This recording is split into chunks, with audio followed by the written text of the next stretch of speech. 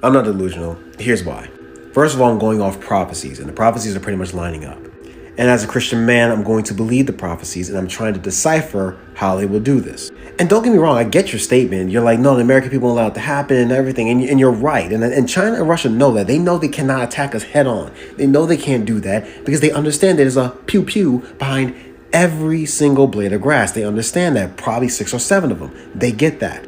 But I'm assuming you're thinking they're going to attack. I could be wrong, but I think you're thinking they're going to attack like how they did in the movie Red Dawn, or how we stormed the beach of Normandy back in the 1940s. I mean, that's not how it's going to go. China and Russia are going to be way more strategic than that. They're waiting on a specific opportunity to go in. And that opportunity is when they fully demoralize the United States of America. And I truly believe that the United States government is involved in this. I believe the 3 stages they're going to do is sickness, starvation, and confusion. The sickness, obviously, we know all these train derailments and all these chemicals getting into the water and the food supply and everything, which is going to cause a food shortage, which then goes to stage number 2. And with that food shortage, that's when food prices get more expensive. And this is when I believe that the government will purposely even more tank the economy.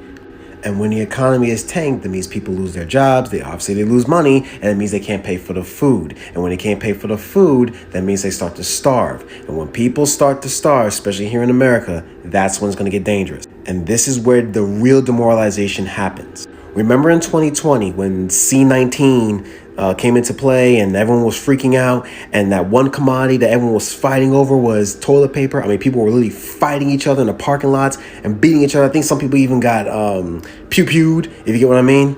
If people are willing to do that for toilet paper, what do you think they're going to be willing to do when they're starving?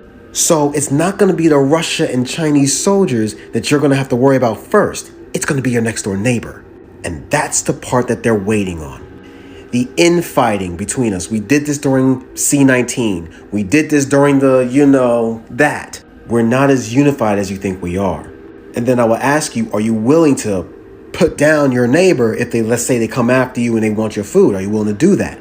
So while we're fighting each other, that's when stage 3 happens, the EMP, which will knock out all communications, all cell phone service. We can't contact our loved ones. We can't contact anybody. We're pretty much in the dark.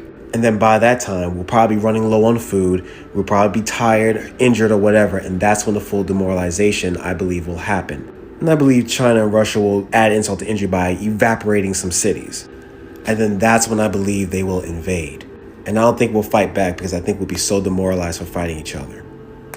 And this might happen in the winter.